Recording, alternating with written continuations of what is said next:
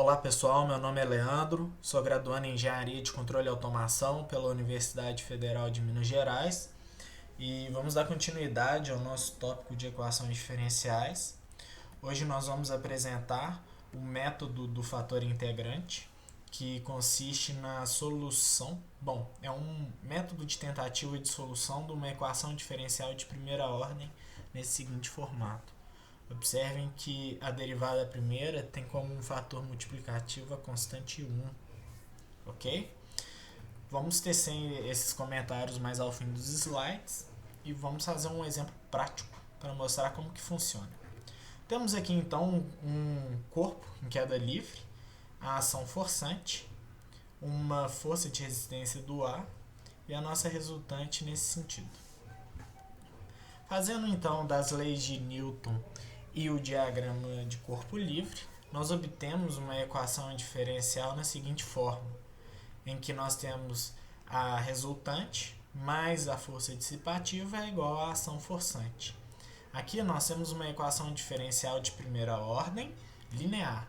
Primeira ordem porque a derivada de maior ordem é 1 e linear porque os coeficientes multiplicativos são todos constantes, admitindo, claro, a nossa gravidade como uma constante.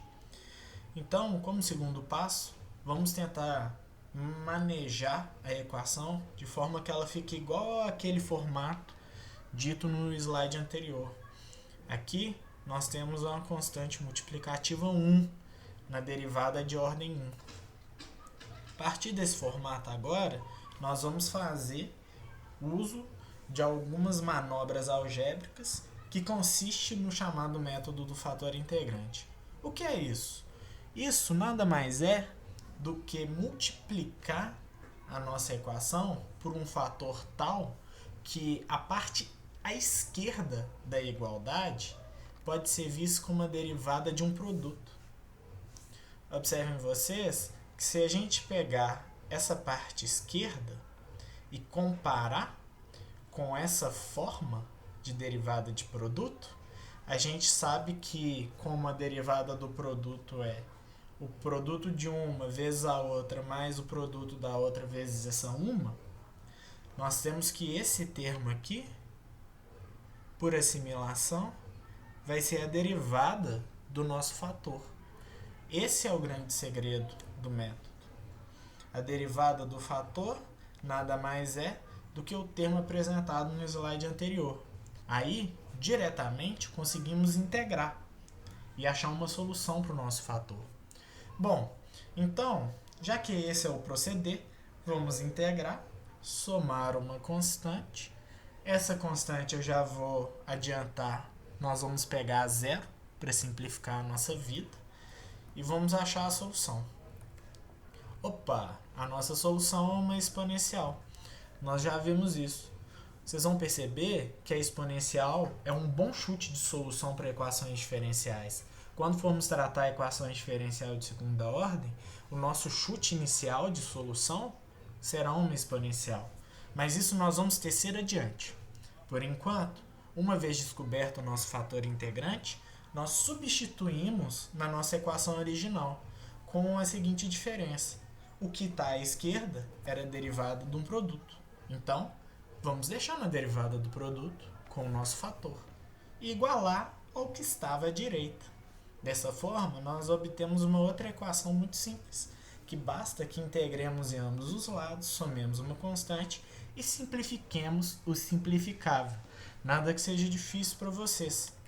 Observamos que como solução, aliás, não solução, mas uma sugestão de solução, nós temos esse seguinte formato.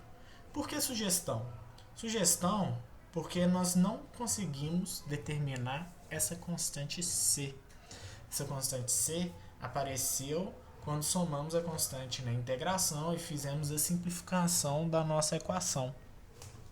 Como proceder para encontrar essa constante C?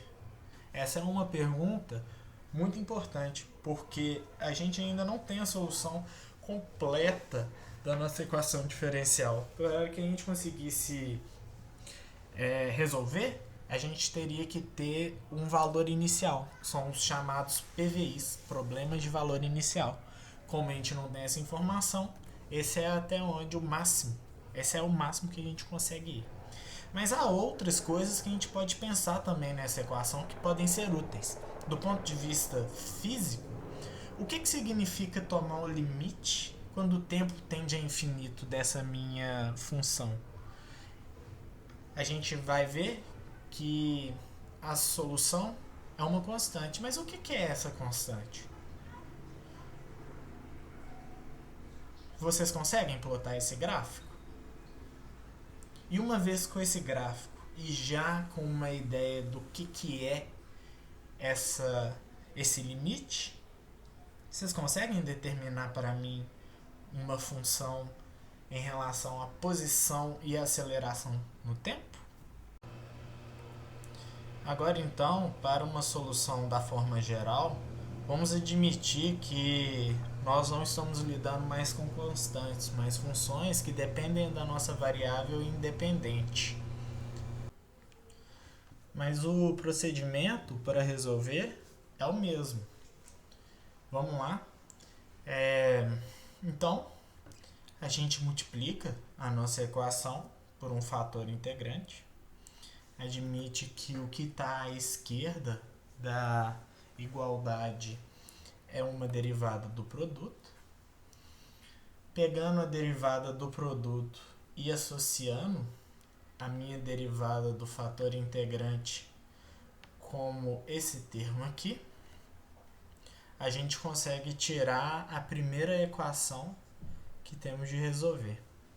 Integrando e somando uma constante de ambos os lados,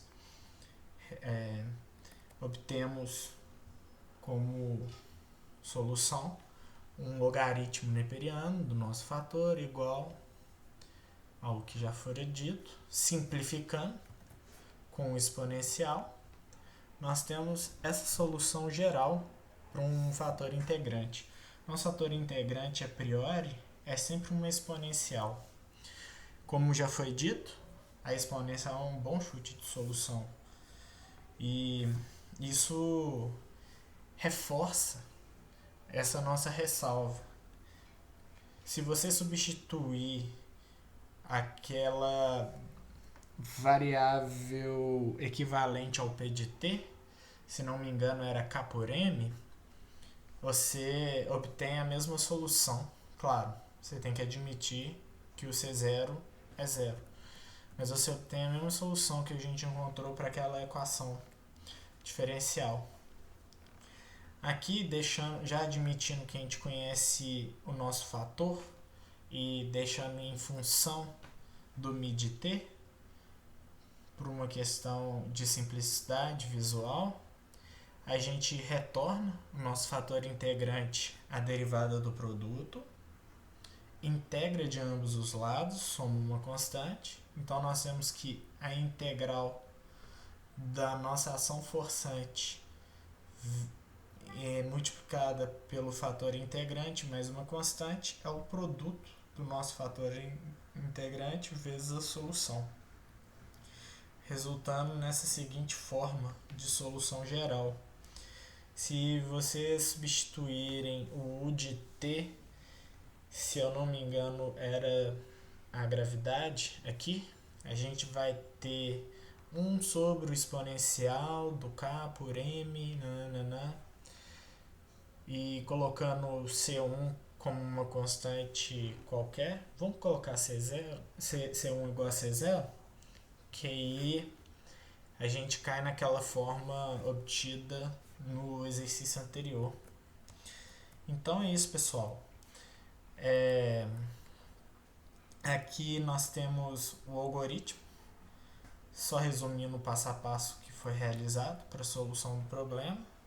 Eu espero que vocês treinem bastante, porque o método do fator integrante é muito treino. E qualquer dúvida, meu e-mail está disponível ali. Entre em contato e o quanto antes eu tento responder. Muito obrigado, bons estudos.